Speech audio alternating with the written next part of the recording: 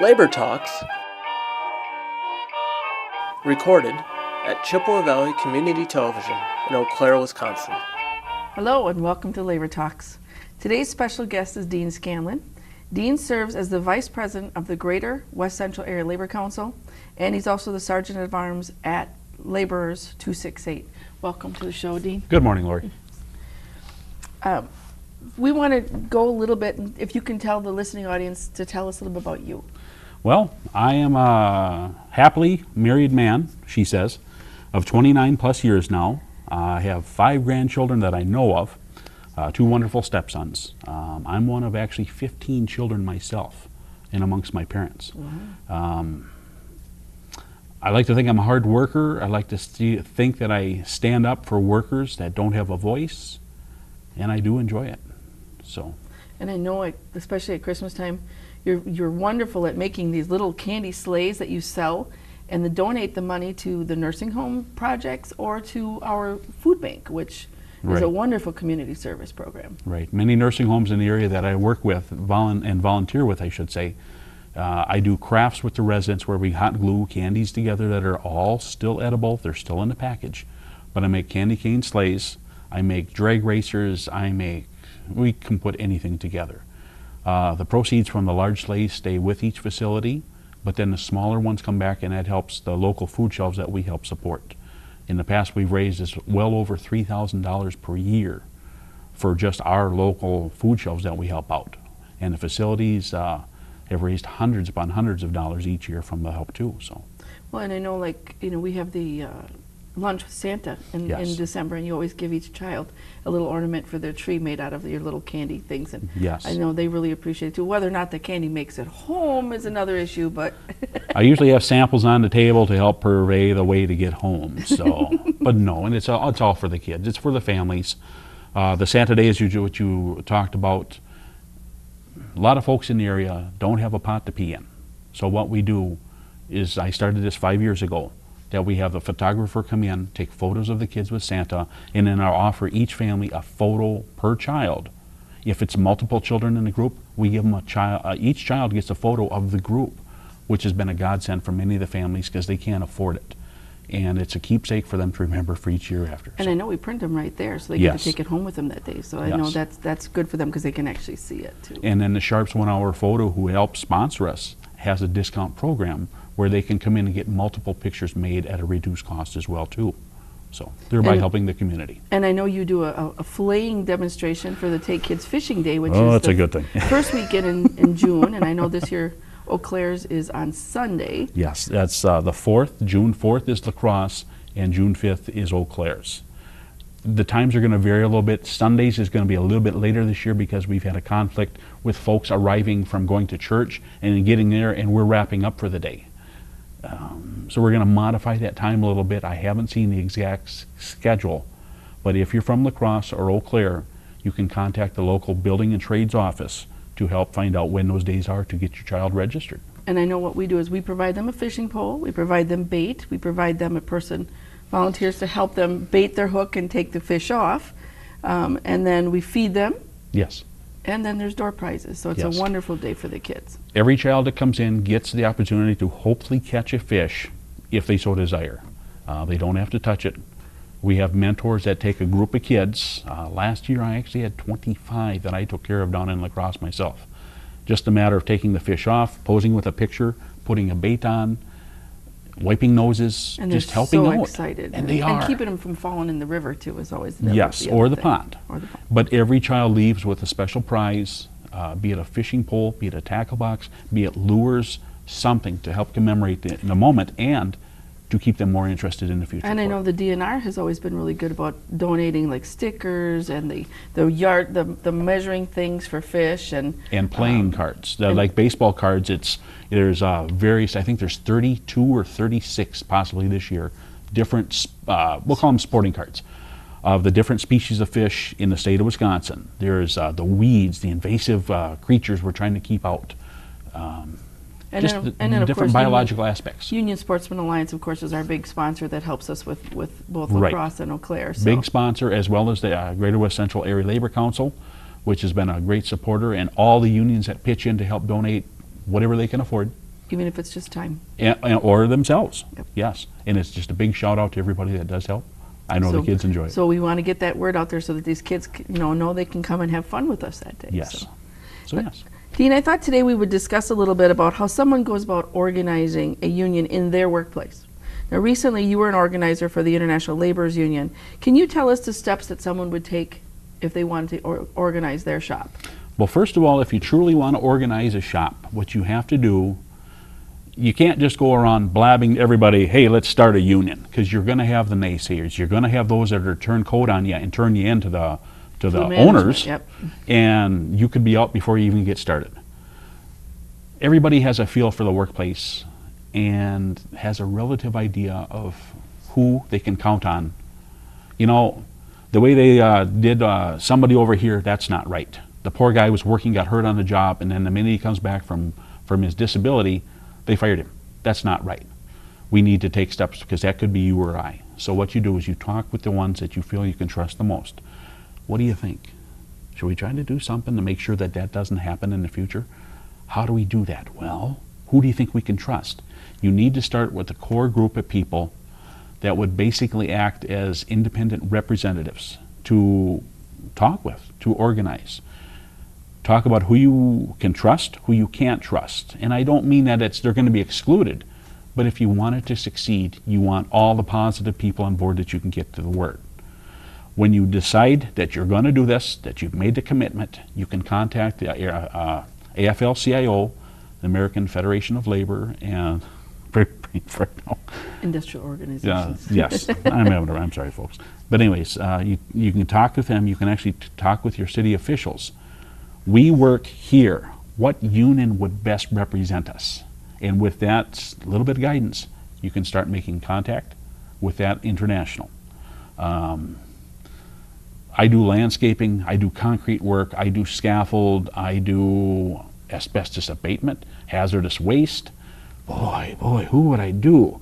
Well, if you're applying the coatings, that would be more of the plasterers, painters, insulators. If you are actually doing, shall we say, the grunt work, because that's what it is. I'm doing the grunt work. I do the prep, I do the setup, whereas the other people might come in and actually do the coatings and such, but I do the prep. I do the cleanup, and it has to be done in a controlled fashion. We don't want anything bad getting out into the community where somebody's going to get sick now, tomorrow, or later in the future. We want this project to be as safe as it can be for as long as possible. So, from my standards, what my abilities are, I actually went to carpentry school, but I got done right in time for the housing collapse. The housing boom was done, and there I am. So, I have skills. I'm trained in this and that. And I started talking with the different locals. And the Laborers is the one that made the best association with me. And that's what it has to be. Your work has to pertain to the affiliate local that would represent you. So like so if an office person like me were to call the AFL-CIO office in Madison and say, okay, I work in an office environment, hopefully the AFL-CIO then would steer them to, then maybe the Office of Professional Employees would be the right place for you to go. Or maybe a bricklayer would be if you're laying brick. Exactly. Or carpentry, heavy equipment operator, truck driving, Teamsters. Every trade has an affiliate that has these skills. Not just these skills, but the skills that most pertain to your job. So that's how you would start. You start with gathering your folks and start making contacts. When you decide what our issues are, we then want to determine who's going to represent us the best. You can then get in touch with those locals, and they will actually have somebody talk with you, sit down with you, and determine what are the issues, what is your work, and if we can truly help you. And I know that your local, for instance, is a general contractors union. Right. And the Teamsters 662, which is the Teamsters union in the northern part of Wisconsin, is a general Teamsters union. Right. So you may find call centers in there, you may find cleaning people in there, you may find landscapers, you may find city employees. They will pretty much organize just about anybody. Right. So, but there are unions that are more steered for that person individually, for that person's skills, versus going into a general union. Right. So. And that's like I say, and so when you find out what your general scope is, with the help of the union that pertains to you, You would then go about having discussions on what our exact issues are, no matter how extreme. But this is what we want to stop. This is what we want to improve. This is how we want to make tomorrow a better day for me, my families, and my generations to come. So what we do is we start them that way, and then you have a card campaign. That's where you start going around, and you want to get the most favorable people. You don't want to just blare it out over the loudspeakers. You want to do it quietly. You want to make sure that it's a success. Because the businesses feel that the unions are not in their best interest. But the issue is, in the end, a better, safer, well-trained workforce, is much better for the employers than not. A happy workforce is a productive workforce. Exactly. And if we don't make the companies money, they're not making money. Well, and we seem to be making money, and there's money to be made for sure. But at the end of the day, it comes down to working together with the employers for a better tomorrow. Right, and where the employers are getting hurt is that if that person is not happy, they're going to spend all this money training them, providing benefits for them, and they're going to leave. Right. So you just train them for somebody else. Right. And if you want to keep that productive person and keep them loyal to the company, you need to do something for them. Right. And one way is to support them when they have the card Carrying campaign members. so that they Yes. can be in the union. Yes. How many workers does it need? Does a place need in order for them to organize? I've never heard of a workshop that had only one worker, but I know 2 is a good number. You want to have the majority of workers to be card-carrying members. 2 is the basic number that I have heard of. And it can be, it's depending on the size of the companies. Working with Market & Johnson, we're talking with Zenith Tech, we're talking Bolt, we're talking the big ones. Nationwide, there's thousands upon thousands of workers that work individually for the bigger companies. Okay. So, And what if they ran into unfriendly behavior on the part of their employer or other workers?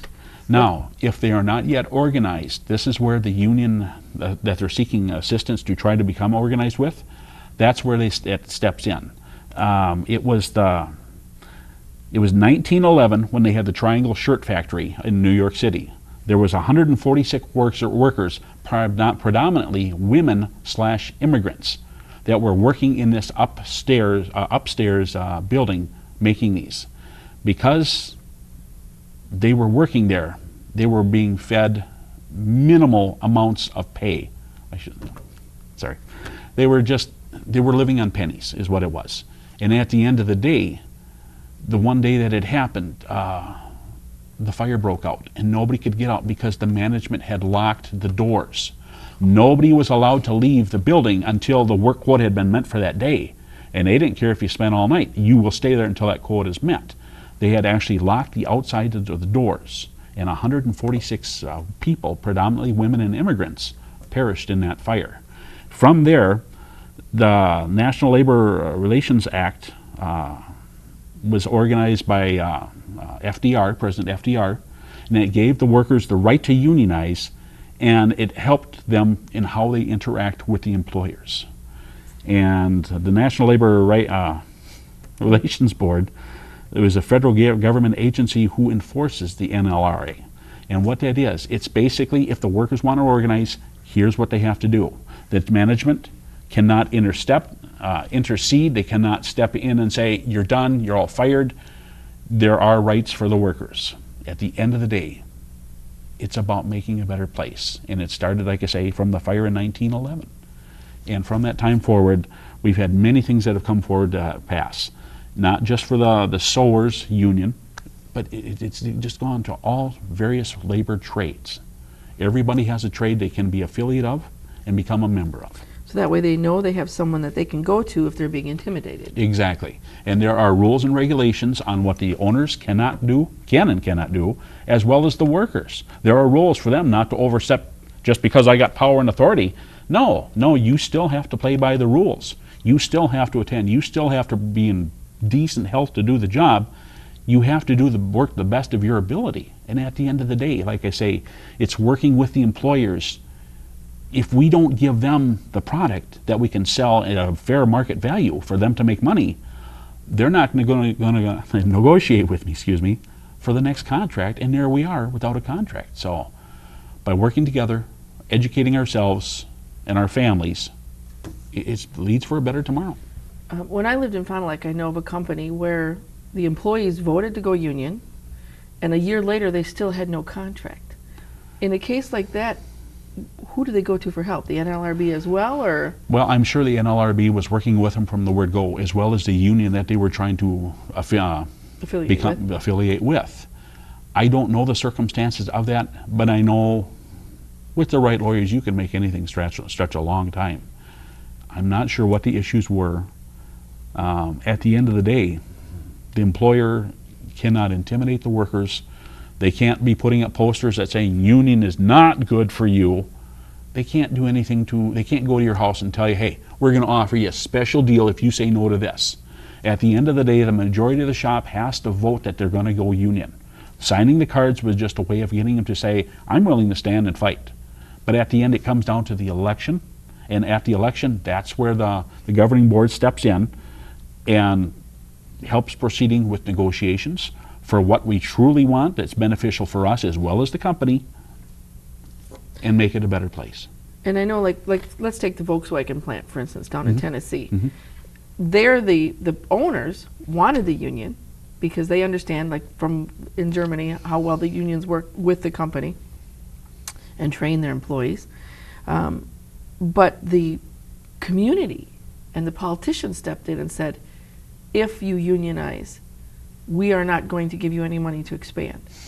So they pretty much smothered the vote. But then Volkswagen stepped in and said, fine, if you aren't going to help us and if you're not going to let our people unionize, then we're not going to expand. Right, we're not building it here. Correct. And I know that after that, the workers did the card campaign on their own and now have enough people that they were able to form a union.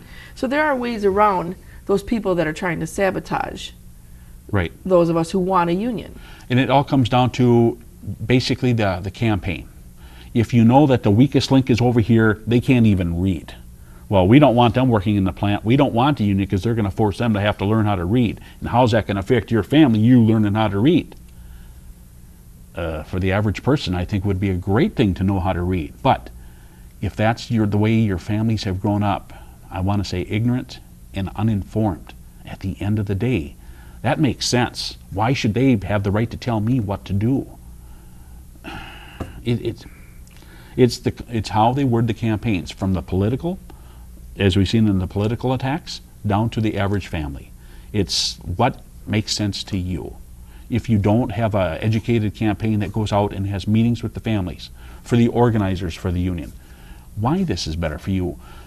Why is it happy? You complain that I make $35 an hour. We'll say $25 on the check and $10 for the health and benefits. I get paid $35 per hour.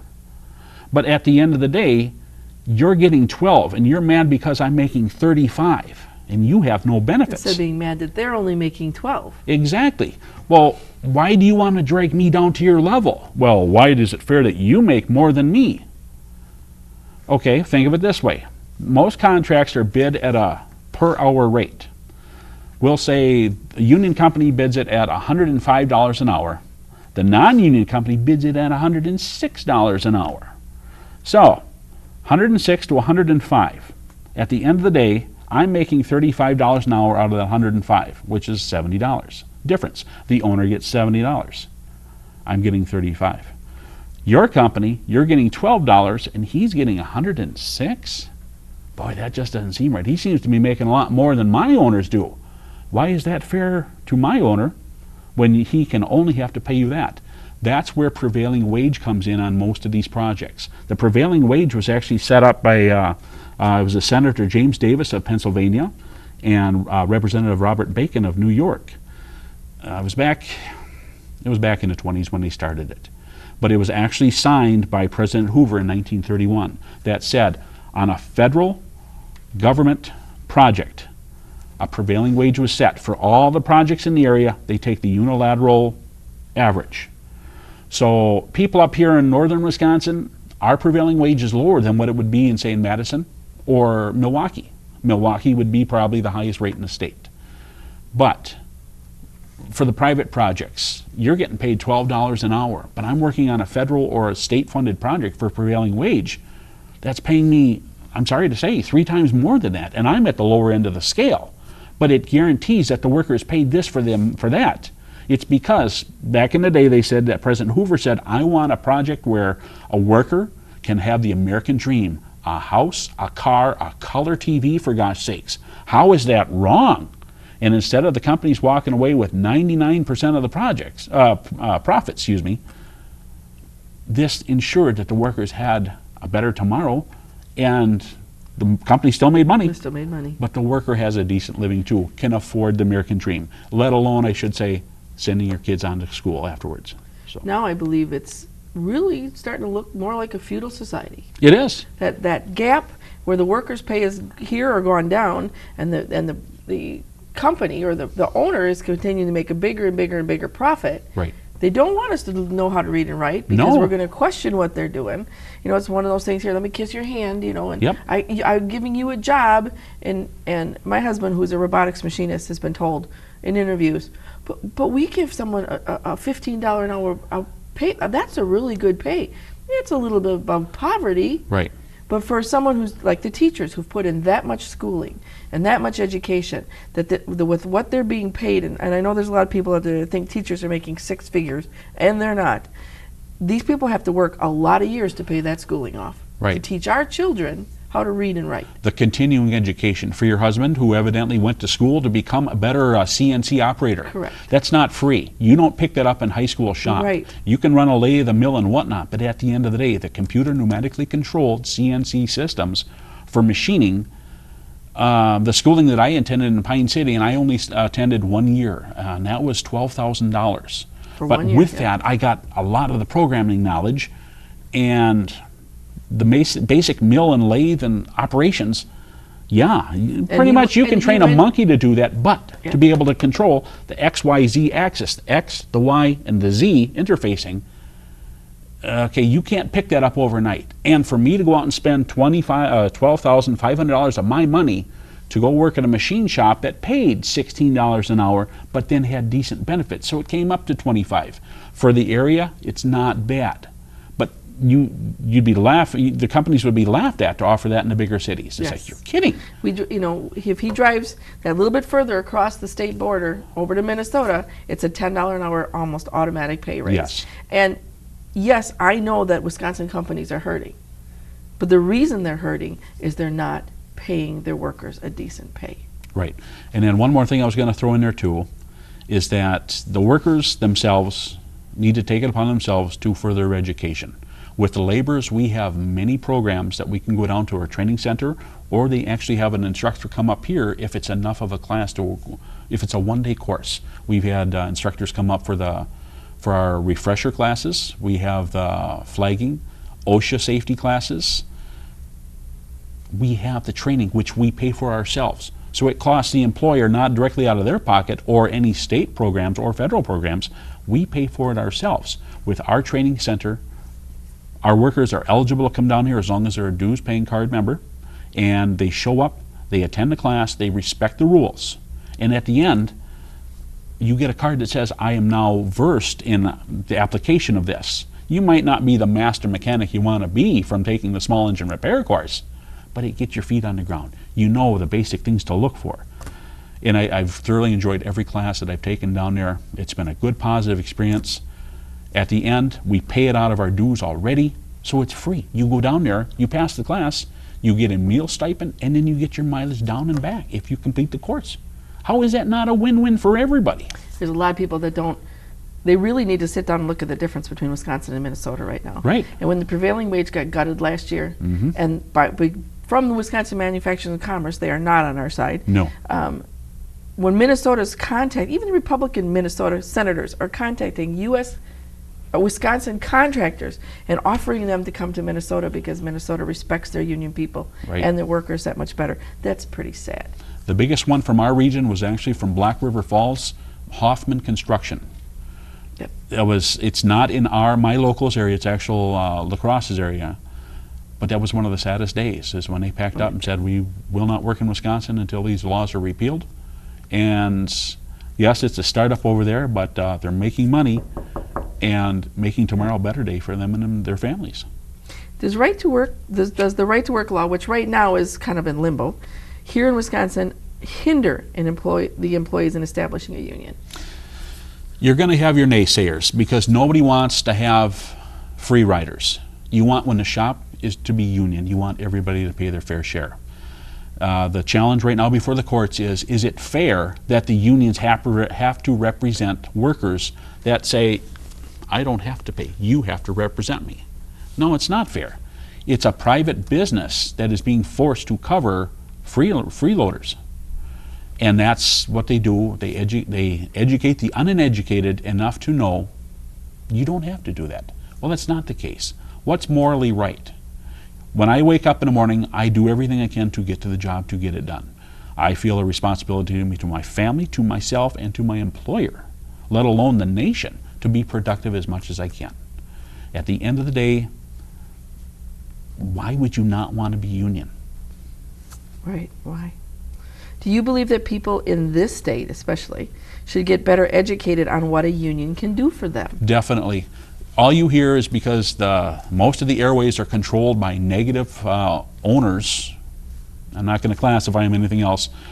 They don't want the people to be educated. They want the people to be as minimally educated to run, push a button, make the part, push a button, make the part. But it's going to come to a point where the machinists, the heavy equipment operators, if they're not educated enough, for the grunt work is one thing, but to make the parts that make the country viable, they'll just ship them overseas and make them for cheaper. But at the end of the day, it's because the workers are not educated enough to be able to make the parts here. And that's what it is. It's the dumbing of America. What do you see as a way forward for our unions today? Educate our members and families. I have done many, many door knocks and phone calls to union households. I do not go to non-union households. I go to union households. And over the years, I've encountered many that just don't give a rat's patootie, or they don't understand what they're giving up. Why do I have to pay dues? You don't. Well, fine, but then you can't work here. You have to go work there. Well, that's $15 an hour less. Make up your mind. They want their bread. Exactly. Or their cake and eat it too. Right. They want the benefits and the pay of a union job, but they don't want to have to pay to do that. And they want the bread, but they want you to butter it. Correct. Right. And at the end of the day, working together is a win-win for the employers as well as the families of the employees. I have a friend that was a lifer in the military, and he is not thinking about the fact that that's technically a federal job, a federal union job. I mean, if they don't think the military is negotiating for them, they're wrong. Sadly. And now he was getting out, but he's too young to actually retire, and he's negative on unions. I said, okay, don't get a union job. Why? I said, because save that for the person who believes in the union. Right. You don't believe in unions. There's a lot of non-union jobs out there. Go and Right. get one. He spent a year trying to find a decent job, Yep. And if you don't think it's good enough, go to a non-union shop and see how bad it is, and then try to educate the workers on how it could be better if you were to make a difference. How? By joining a union. By joining the union. Well, that's today's program. My thanks to our viewing audience and to Dean, who made today's program possible. My thanks also to the folks who work behind our cameras, who not only make this show possible, but give us a voice, an outlet for our union voices. And a final note, Labor Talks is on channel 993 twice weekly. You can also use your favorite search engine with keywords Labor Talks and CVC TV to find it on YouTube, where it's been the podcasts have been made. So, and I thank you for listening in today.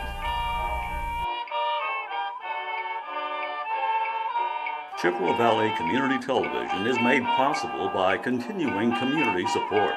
If you would like to volunteer or make a donation, you can contact us by calling 715-839-5067 or on the web at www.cvctv.org.